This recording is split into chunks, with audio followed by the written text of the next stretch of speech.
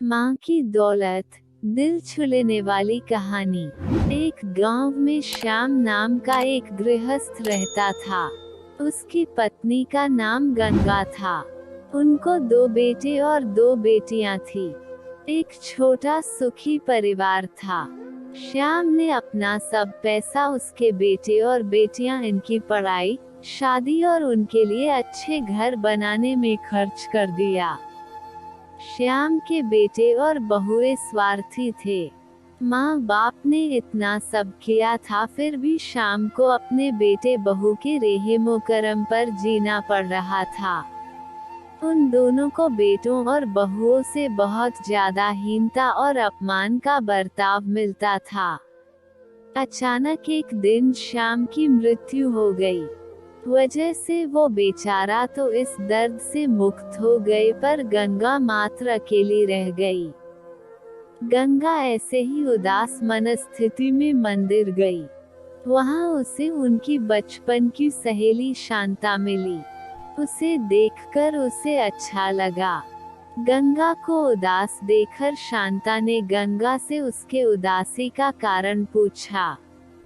गंगा ने अपने दुखी जीवन का सभी विवरण बताया। वो सब सुनकर शांता ने उसे गुप्त में कुछ तो कहा। वो सभी सुनकर गंगा को थोड़ा सा आधार मिला। दूसरे दिन सुबह जिस प्रकार शांता के बताए अनुसार शांता एक बैग लेकर गंगा के पास गई और वो जैसे पहली बार ही मिल रही हो ऐसा बर्ताव किया। शांता ने गंगा को गले लगा लिया। गंगा ने शांता को पूछा, शांता तुम यहाँ हमारे गांव में कब आए और किसके घर ठहरी हो? गंगा के दोनों बहू गंगा की आवाज सुनकर तुरंत अंदर से बाहर आई। उन दोनों को देखकर शांता बोली, अरे मैं दूसरे घर पर कहाँ रहूं? हम दोनों मौसेरी बहनें हैं, तो भी सगी बहनों से ज्यादा हमारा रिश्ता अटूट है।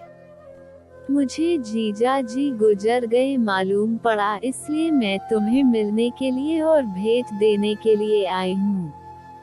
पहले दिन तय किए अनुसार गंगा बोली, शांता तुम मुझे मिलने के लिए आए ये सुनकर बहुत अच्छा लगा, पर तुम मुझे भेंट देने के लिए कुछ लाए हो, उसका अर्थ मुझे कुछ समझ में नहीं आया। शांता जानबूझकर रोने का सुर निकाल कर बोली, अरे गंगा मुझे पता है कि आप दोनों ने तुम्हारा सभी पैसा बेटे बेटी के पढ़ाई, शादी और उनके लिए अच्छा घर बनाने के लिए खर्च कर डाले। आप दोनों ने खुद के लिए कुछ भी नहीं रखा। यह सब ठीक है क्योंकि आपके बेटे और बहुएं सभी अच्छे हैं, इसलिए वह तुमसे प्यार से बर्ताव करते हैं, तुम्हें अच्छे से संभालते हैं, इसका मुझे पूरा भरोसा है। लेकिन हमारे यहाँ पर सब उल्टा है। हमारी आर्थिक परिस्थिति अच्छी होकर भी बेटे पढ़े नहीं, इस वजह से वो कोई भी उद्योग धंधा करते नहीं है। उनको सिर्फ बैठकर खाना आता है। अमीर है, इस वजह से उनकी शादी भी हो गई, परंतु उनकी पत्नियां हम दोनों का बार बार अपमान करती रहती है और मेरे बच्चे वह देखकर भी कुछ भी नहीं बोलते उन्हें। फिर शांता आंखें पोंछने का नाटक करती है और वह आगे बोली, अभी ऐसी परिस्थिति में हम दोनों को जीने की इच्छा भी नहीं होती और अब हमारी जिंदगी भी कितनी बची है। इसलिए मैंने तय किया कि मेरे पति का नजदीकी कोई भी नहीं है और तुम्हारे सिवाय मेरा कोई भी नहीं है। इसीलिए सब पैसा बेटों को देने के बजाय तुम्हें आधे पैसे दे दूं।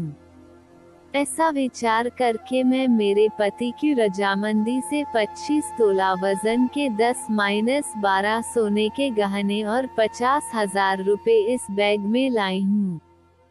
इस बैग में 45,000 की नोटें हैं और 1 रुपयों की 5,000 अनाने हैं। अभी तुम कुछ भी ना कहते हुए हमारा प्यार समझकर यह बैग और उसकी चाबी ले लो। मैं सिर्फ तुम्हारे पास चाय पीकर तुरंत चली जाऊंगी। शांता का यह बोलना सुनकर सास की बहन कोई सामान्य औरत नहीं है बल्कि बहुत अमीर औरत है और धन की तिजोरी साथ लाई है, ऐसा विचार करके गंगा की बड़ी बहू प्यार का नाटक करके उनको बोली कि क्या मासी आप इतनी जल्दी क्यों जा रही हो? अभी आए हो तो रहो हमारे घर 2-4 दिन। आपके बेटे और बहू भी नई पीढ़ी के हैं, इस वजह से आप उनके तरफ ध्यान मत दीजिए। आप दोनों पति पत्नी ने आपका जीवन यशस्वी किया है। वैसे ही हमें भी उस बारे में मार्गदर्शन दिया तो अच्छा होगा और कैसे जीवन जीना है हमें भी समझ में आ जाएगा। तभी शांता उसे बोली, मेरे पति के दोस्त आज प्लेन से रात को 12 बजे हमारे घर आने वाले हैं, इस वजह से मुझे जाना होगा। हर एक मनुष्य की जिंदगी में ऐसा प्रसंग आता ही आता है कि जिसकी वजह से उसकी आंखें खुलती है और वो मनुष्य समझदार होगा तो उसे मार्ग दिखता है। ऐसा बोलकर शांता चाय पीकर वहां से चली गई। शांता के जाने के बाद गंगा के दोनों बेटे और बहुएं उससे बहुत अच्छा बर्ताव करने लगी, बहुत प्यार और देखभाल करने लगे। गंगा खाना खाने के बाद रात को अपने रूम में जाकर दरवाजे की कुंडी लगा लेती। शांता ने दिए हुए पैसे पत्थर पर पीटकर बजाकर गिनती थी। नानों का आवाज रात के समय स्पष्ट उनके बेटे और बहू को सुनाई देता था और उनका गंगा पर और ज्यादा प्यार बढ़ने लगता। ऐसा 5-6 महीने तक चलता रहा, लेकिन पैसे गिनने का काम मात्र खत्म नहीं हो रहा था और ये सिलसिला गंगा ने अपने मरने तक चालू रखा। गंगा के आखिरी 6 साल खुशियों में बीते, परंतु एक दिन अचानक गंगा की मृत्यु हो गई। उसके जाने के बाद रिवाज और लोकलाज के लिए उसके बहुओं ने और बेटों ने आंसू बहाए। फिर उन्होंने स्मशान से आने के बाद उन्होंने तुरंत मां के रूम में जाकर उस बैग का ताला खोला और क्या उनको धक्का लगा, क्योंकि उसमें सिर्फ पुराने समाचार पत्र, 4-5 वजनदार पत्थर और सिर्फ 1 रुपया था। वो रुपया भी पत्थर पर पीटने पर पूरा का पूरा खराब हो गया था।